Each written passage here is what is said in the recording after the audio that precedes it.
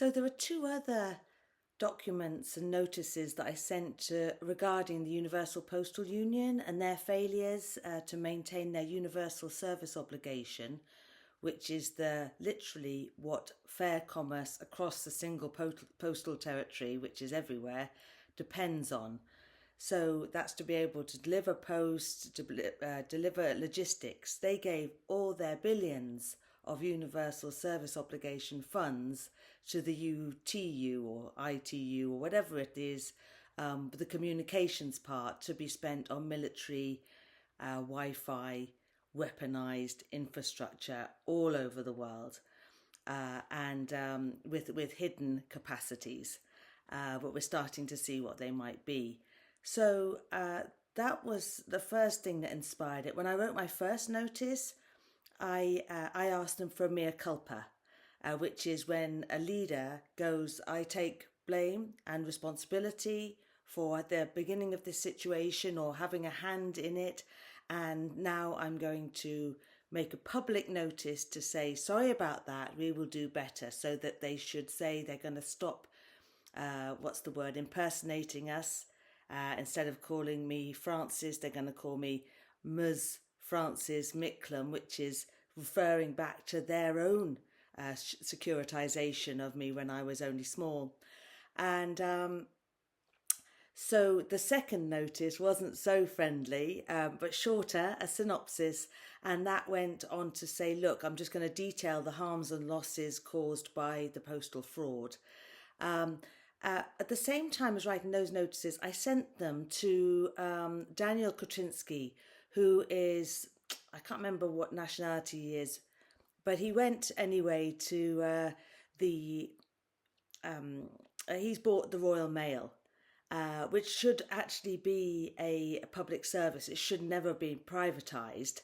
And this Kretinsky man has gone and bought old disused coal mines and all sorts in order to, and then he, and all the things that we're kind of trying to do less of on the fossil fuel front. And then he goes to the relevant government and he says, oh, would you give me a license to refurbish this and expand on this mining operation? And they go, oh, we can't really do that. Then he sues them for the amount of money he's lost for not being able to do it. So he's got a bit of a reputation. Now he's on the Royal Mail, and the Royal Mail and the Post Office, the Universal Postal Service, is crucial for all of us. It's the way we register, post our notices. It's the way we establish our jurisdiction, the way we establish that we are living and that we've notified them, them being all the corporations that are still trying to rip us off, and dip and double dip into those trusts that were started in our names. So this notice is more difficult to share online because it was handwritten, but I love to try all sorts of things to beat AI to the post, because as far as I'm concerned, artificial intelligence is a military technology, and weaponized in various ways through the protocol to retaliate, and the protocol to identify targets that aren't legitimate targets in the old sense, but targets that are simply part of a signature group. So anybody who's ever been in any way negatively affected by anyone else is part of a signature group who might have a complaint and might have a sort of what might end up being a little bit of a problem for the powers that be by, whatever it is, writing notices or demonstrating or retaliating in some way that we might think of. So it's a very, very dangerous, especially the big bill of Trump's that says that once AI comes into power and manages to navigate all our social decisions, political decisions, it's not allowed to be questioned for 10 years. We'll be long gone by then, I can say that much, and definitely broke. So this one was to say, look, I really want you to assess assess the decision by the British government to allow Kretinsky to buy the Royal Mail, basically. and because it's a danger. So I sent it to both coroners, so one in the Old Bailey in London, one in the senior coroner in Mountjoy, of all places. Talk about imprisonment through and through. Now, the coroners, the reason they're relevant is because we have, because we've been called dead. They securitise us with the birth certificate, the birth bond. They dip into that whenever they want to. And we actually are living people, but we've been registered as dead. That's why they can dip into our estates. So I wanted the coroners to say, either you say that we're living and that was fraud, or you say that we're dead and you issue us death certificates so that we can get our own access to our own trusts. I mean, we're talking, I remember hearing someone who's in their 50s there has been as much traded, so it's been between 2 and 3 million at least traded on our names by the time we're 50. And there's different, and it's exponential obviously as you get older, because they get wilder and wilder in their access to us, and now they're criminalising us. That's their big opportunity they're trying now. Taxes won't work anymore because none of us have got any jobs or any really relevant earned income. We have to do everything voluntary now if we want to survive. So what they've done now is they're making everything a crime, and then they can bring us into court or serve us notices. And every time they serve a notice on us, or on our names anyway, they can dip into that birth bond over and over again. So this is the one to stop the Royal Mail. I, Woman Francis, require an interim order to block the sale of the Royal Mail to Daniel Kretinsky. He must be prosecuted with the government, international shadow directors and banks for criminal conduct in public office and fraud. The UPU, Universal Postal Union, UPS, Universal Postal Service, and post office networks are complicit but also central to the remedy. Number 1, the reconveyance for all men and women to our superior jurisdiction, the land and soil. And 2, the logistics, notifying everyone across the single postal territory and returning our assets. The man, Daniel Kretinsky, from the Kretinsky family, knows the authority of the post office over governments, military, banks and courts, and indeed all corporations. He also knows that the World Bank and world leaders have been forced to concede the ownership and control of the assets, as decided by the Vatican Chancery and other courts. I am sorry to pull rank. Not very sorry, but I'm sorry to pull rank, but consider this indictment a perfect order, final and conclusive, where no court or lawyer has further power to appeal. Please turn over.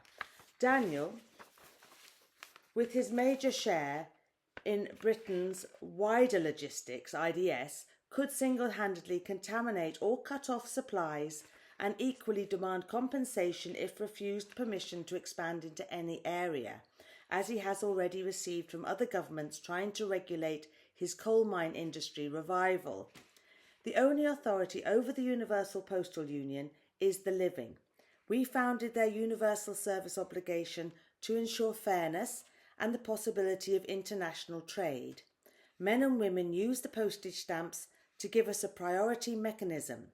The postage stamp instrument, combined with living witnesses and the recorded delivery number, were crucial in establishing myself as the postmaster in the enclosed case against Klaus Schwab and Jeremy Farrar. This rendered the Federal Supreme Court with insufficient jurisdiction to proceed, but it was referred to the UPU for settlement. In Ireland, stamps have been withdrawn except for printing on demand the exact denomination for a letter's destination. I had to buy these ones on the internet. The common law court will act on our behalf. The postal service is ours. In honour, Francis, on behalf of all living things, we reserve all rights. And witnessed. Now, that was as maybe, and I sent that off, and I don't remember hearing that they'd rethought their decision, as they never seem to. Oh, don't get me started. So then we wrote to the coroners directly. Notice to agent is notice to principal. Notice to principal is notice to agent. This means that this document must be taken action on and given to a higher or lower authority to complete the restoration of our living jurisdiction. Central questions for an inquest are how and why men and women died. We propose that it was so that corporate governments and other incorporated institutions could address us as dead entities, do business with us and trade us as chattel with commercial and contract law. Jural assemblies and lawful governors are now standing in every nation ready to take their place. To date, we have needed the Universal Postal Service and associated postage stamp legal technology to correct our status individually.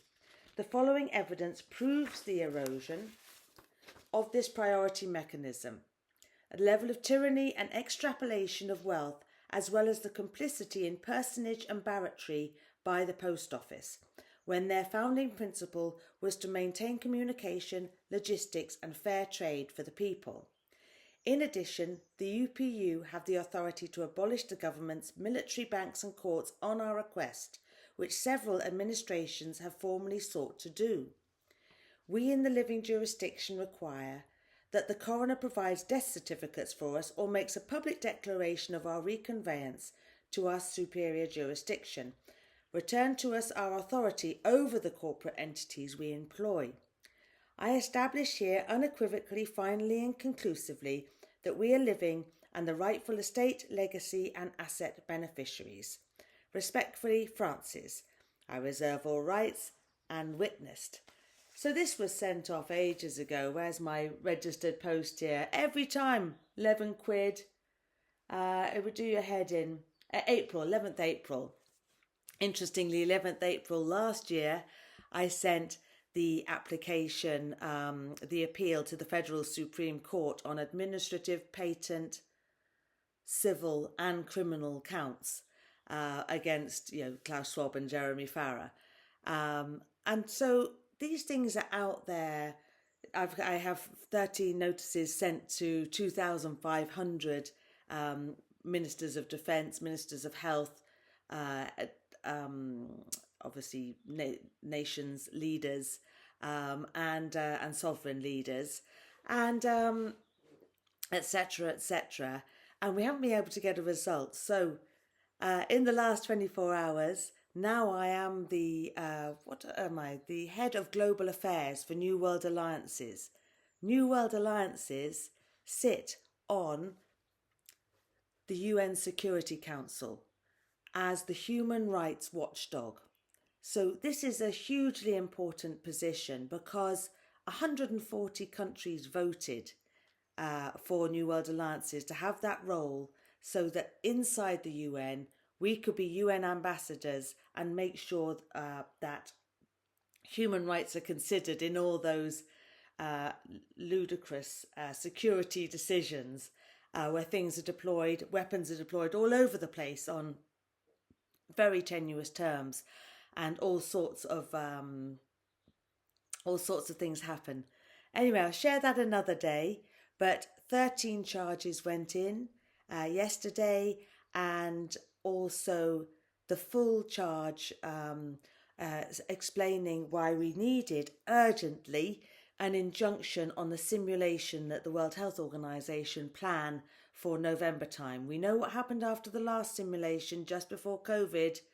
It was, in fact, the launch of COVID. So we don't want that again, because they've got a lot more technology in position aimed against us, the living. We need to hold our own. We need to decommission that technology while we still can. And we're now with the International Criminal Court who can authorise that. And they have to hear it this time. They have to hear it this time, these cases, because it comes from the New World Alliances in this significant role right at the very top, in the belly of the beast.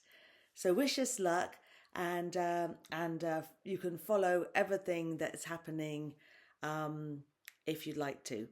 Or if you'd just like to get a Global Family Group account, you can also follow, because we are deserving of this money, and we're trying all sorts of avenues to get it returned to the people. And this is one way that you can start setting it up so that when it goes live, you personally can benefit. And God knows you've waited long enough, struggled enough. The only way is up.